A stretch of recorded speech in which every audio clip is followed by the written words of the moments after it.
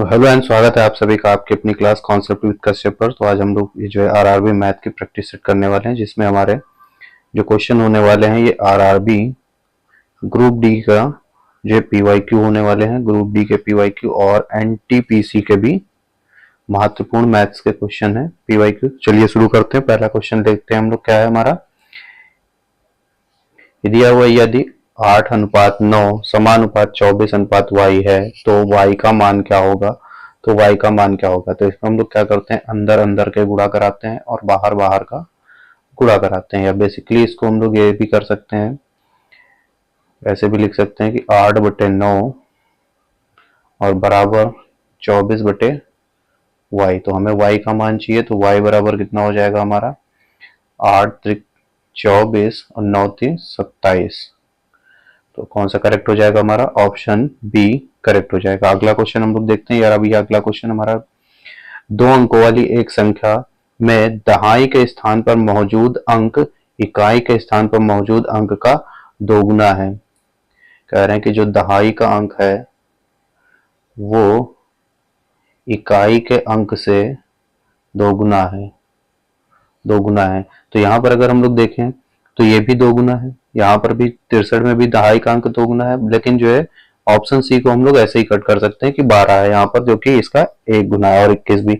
अब आगे क्या कह रहे हैं कि यदि अंकों के स्थान परस्पर बदल दिए जाएं तो इस प्रकार बनी संख्या मूल संख्या से 9 कम हो जाती है।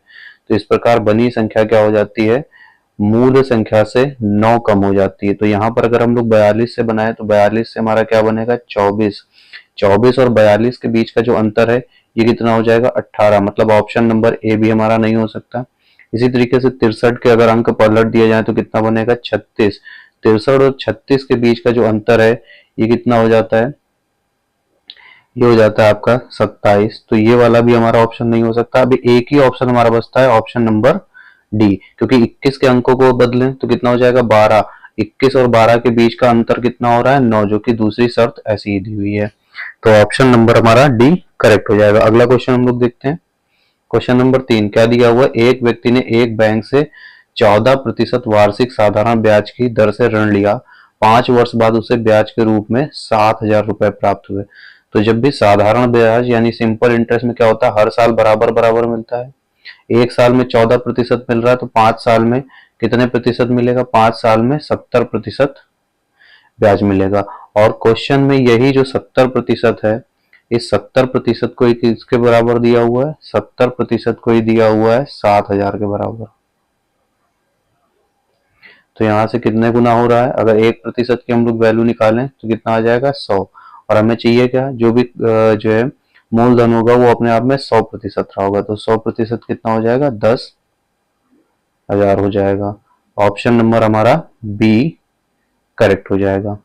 अगले क्वेश्चन देखते हैं हम लोग। क्वेश्चन नंबर 4, यदि 11 से 13 अंकों वाली संख्या 34, 58, 76, 23, 41 x 98 विभाज्य है तो x का मान ज्ञात कीजिए। तो x का मान क्या हो जाएगा, तो x का मान क्या हो जाएगा, इसमें हम लोग जो है 11 की डिविजिबिलिटी रूल लगाएंगे। 11 की डिविजिबिलिटी रूल क्या कहते हैं कि विषम स्थानों के अंकों का योग और सम स्थान के अंकों का योग या तो 11 हो जाए या फिर 11 का कोई मल्टीपल हो जाए, जैसे 22, 33, या फिर उनका अंतर 0 हो जाए।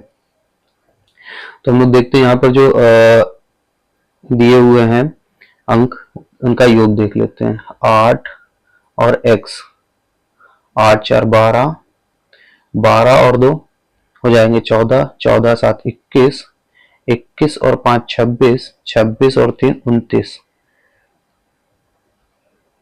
29 और प्लस x भी हो रहा है हमारा।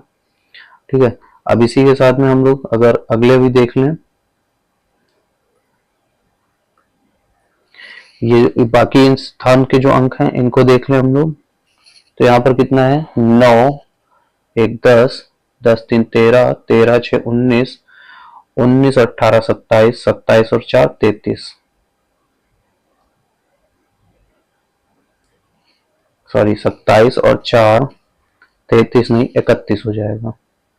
ठीक है, अब इनका अंतर अगर हम लोग यहाँ से देखें तो 29 में कितना जोड़ दें कि वो 31 के बराबर हो जाए, जिससे कि 0 हो जाए, क्योंकि 11 तो बना नहीं सकते। तो 29 में अगर हम लोग 2 जोड़ दें तो हमारा ये 31 और 31 का अंतर 0 हो जाएगा।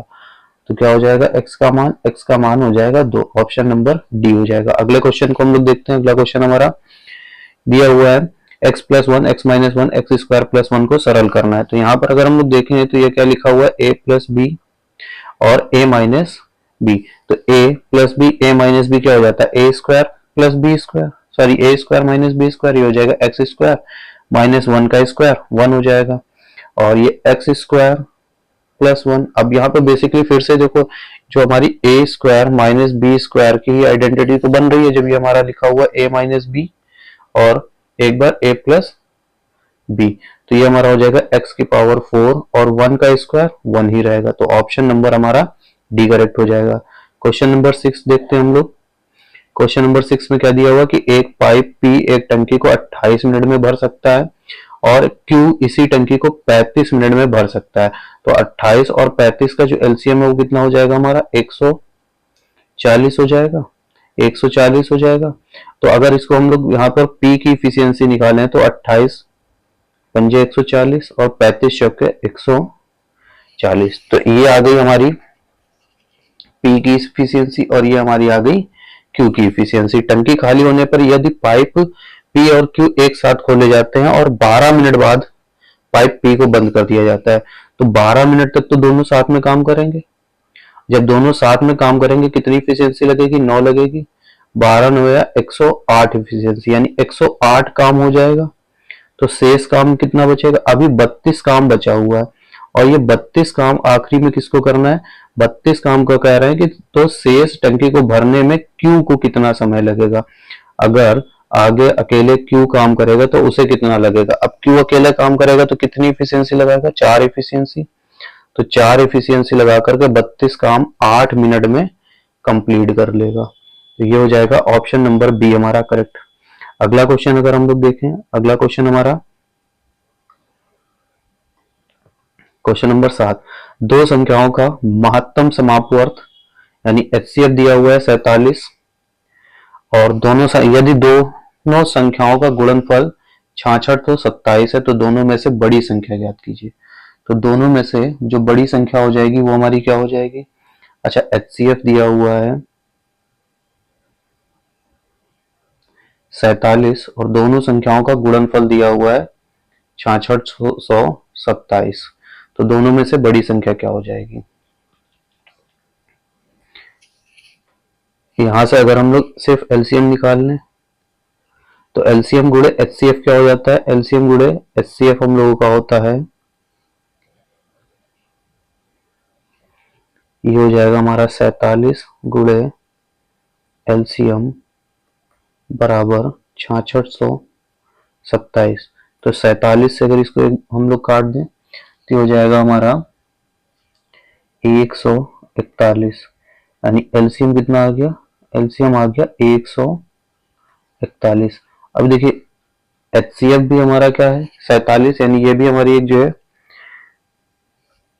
अभाज्य संख्या है, प्राइम नंबर, और 141, अच्छा 141 तो प्राइम नंबर नहीं है, 3 से कट रहा है, 3 चौक 12 और 3 सत्ते 21।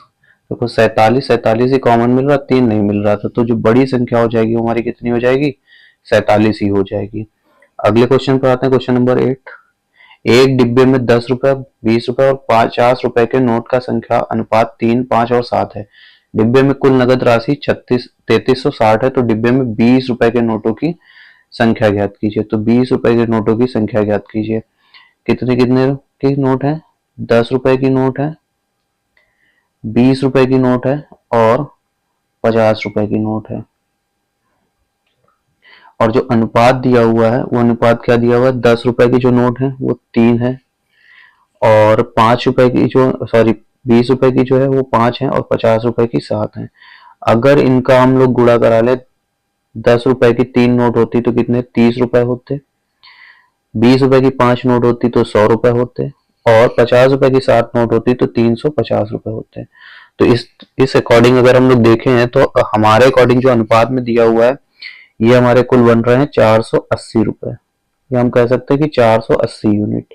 तो इस 480 यूनिट की जो वैल्यू क्वेश्चन में दी हुई है 3360 रुपए दी है। तो यहां से अगर हम लोग 1 यूनिट की वैल्यू निकाल लें तो 1 यूनिट की वैल्यू कितनी हो जाएगी, ये जीरो से जीरो कैंसिल हो जाएगा और 48 से ये 7 बार में कट रहा है। 1 यूनिट की वैल्यू हो गई 7 और हमें निकालना कितना था,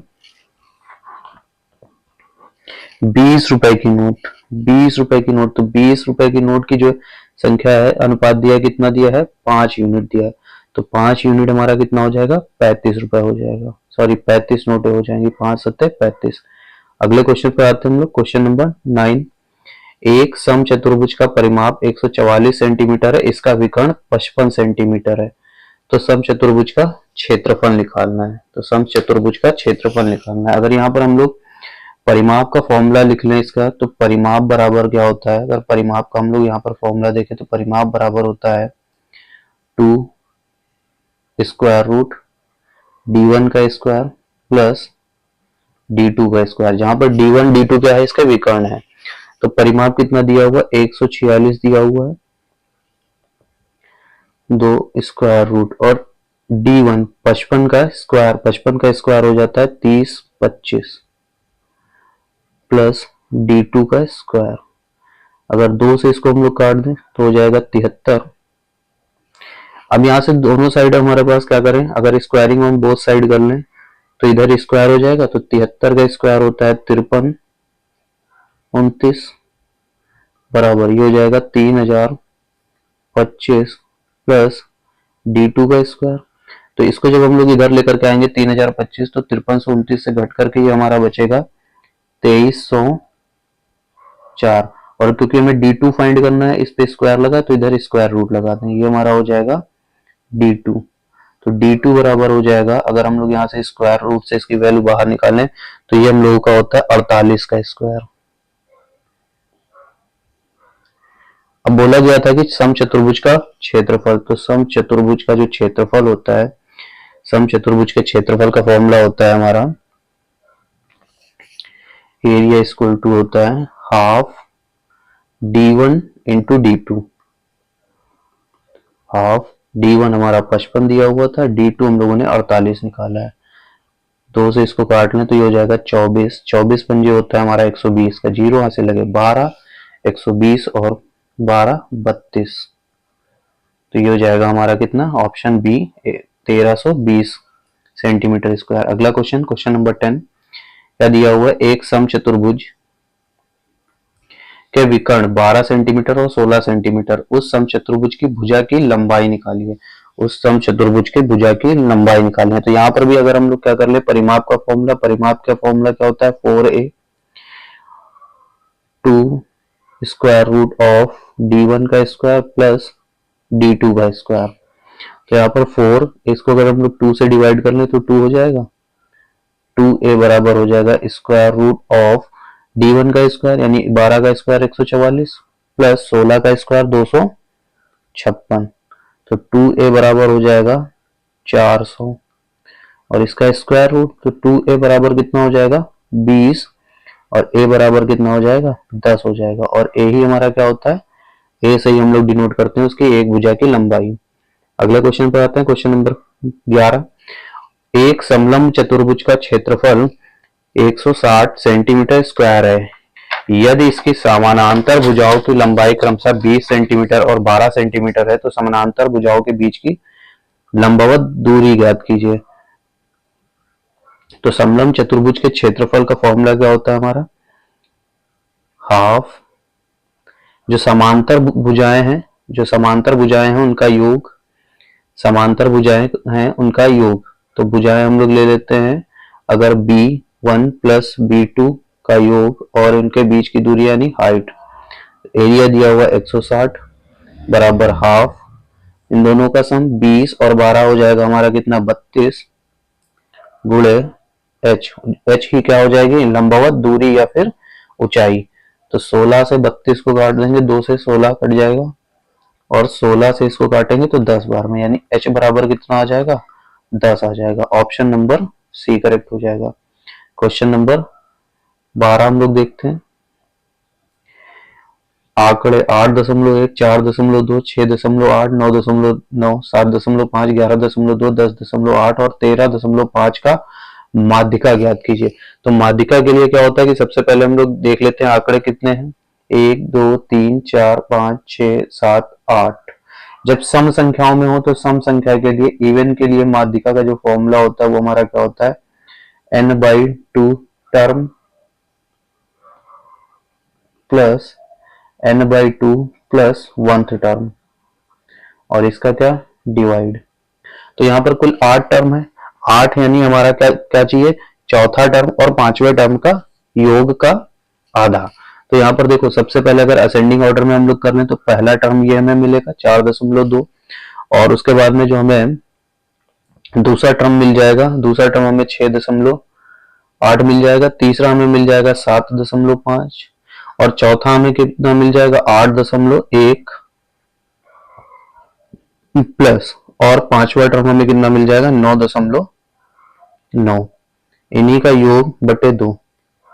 तो ये 0.1 यहाँ पे दे दोगे तो 10 हो जाएगा, 10 और 8 18, 18 बटे 2 डिवाइड कर लेंगे आ जाएगा 9। तो माध्यिका कितनी आ जाएगी, माध्यिका आ जाएगी 9। ऑप्शन नंबर डी करेक्ट हो जाएगा। आते हैं हम लोग अगले क्वेश्चन पर। 13वां नंबर दिया हुआ, यदि A B C triangle ABC और ट्रायंगल डीईएफ समरूप हैं, अगर ट्रायंगल हमारे क्या हो रहे हैं, समरूप हैं,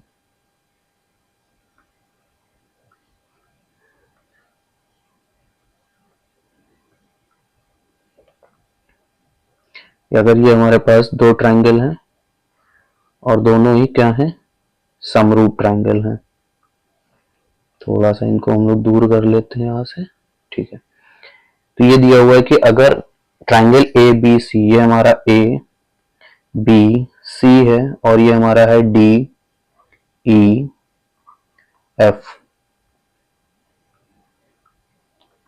दिया हुआ है इसमें कि ए बी हमारा 6 सेंटीमीटर है, ए बी हमारा 6 सेंटीमीटर है, ई एफ कितना है हमारा, सॉरी डी ई हम लोगों का है 8 सेंटीमीटर, ई एफ है 10 सेंटीमीटर और एफ डी है 14 सेंटीमीटर। तो ए बी सी का परिमाप क्या होगा, तो ए बी सी के परिमाप के लिए क्या कर लेंगे हम लोग कि ए बी सी का जो परिमाप होगा वो इनकी जो भुजाओं के बीच जो अनुपात होगा उसी अनुपात में होगा। अगर यहां से हम लोग अनुपात निकाल लें, ए बी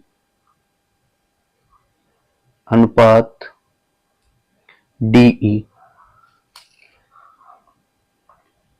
तो ये कितना आ जाएगा 6:8, यानी इसको हम लोग लिख सकते हैं 3:4। अगर इनकी भुजाओं के बीच 3:4 का अनुपात है तो इनके जो परिमाप होगा उसमें भी 3:4 का ही अनुपात होगा। तो डी ई एफ का अगर हम लोग परिमाप देखें, इसका डी ई एफ का परिमाप कितना हो जाएगा 10 और 14, 24, 24 और 8 32 हो जाएगा। तो इसका परिमाप कितना हो जाएगा 32 का 3/4 हो जाएगा। तो ये हो जाएगा 4 8 32, 8 त्रिक 24। ऑप्शन नंबर सी करेक्ट हो जाएगा।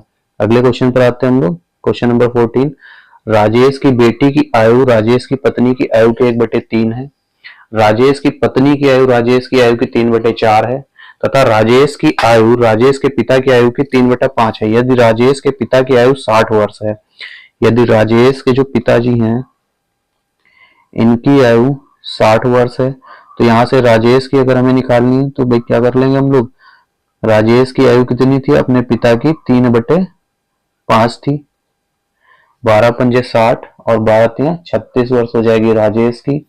और राजेश की जो पत्नी होंगी, राजेश की पत्नी की जो आयु हो जाएगी वो कितनी हो जाएगी, राजेश की आयु की 3/4 वर्ष, 4 9 या 36, 9 त्रिक 27 वर्ष हो जाएगी। और राजेश की जो बेटी होगी, राजेश की बेटी, अब राजेश की बेटी की आयु कितनी हो जाएगी, इनकी वाइफ की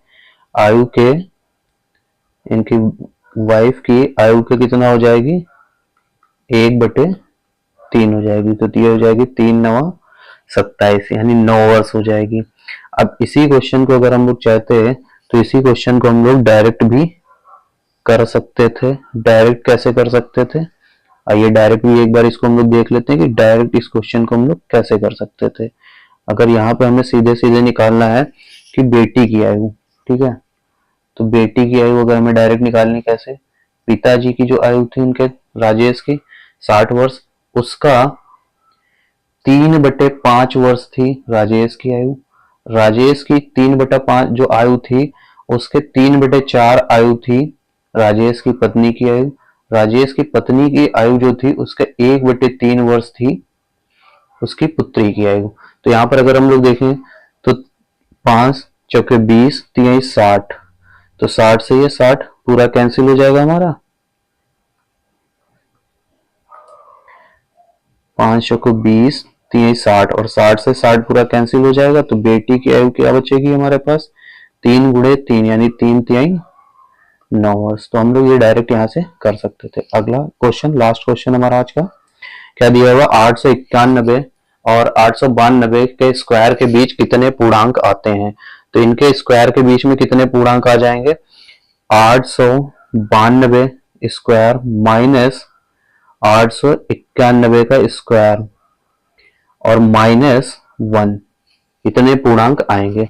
तो इसको हम लोग स्क्वायर कैसे कर लेंगे भाई, स्क्वायर का मतलब क्या होता है, ए स्क्वायर माइनस बी स्क्वायर बराबर क्या होता है, ए प्लस बी, एक ब्रैकेट में ए माइनस बी। तो 892 प्लस 891 गुणे 1 और -1, तो ये हो जाएगा हमारा कितना, 3 9 9 18 का 8 हासिल लगे 1 और 8 8 16 17 1783 -1, तो 1782 पूर्णांक आ जाएंगे इन दोनों के स्क्वायर के मत, 1782। तो ऑप्शन बी करेक्ट हो जाएगा। तो जो भी लोग हमारे साथ लास्ट तक हमारी क्लास में बने रहे, बहुत बहुत धन्यवाद। चैनल को सब्सक्राइब करिए और वीडियो को लाइक करिए। तब तक के लिए धन्यवाद, मिलते हैं अपनी अगली क्लास में।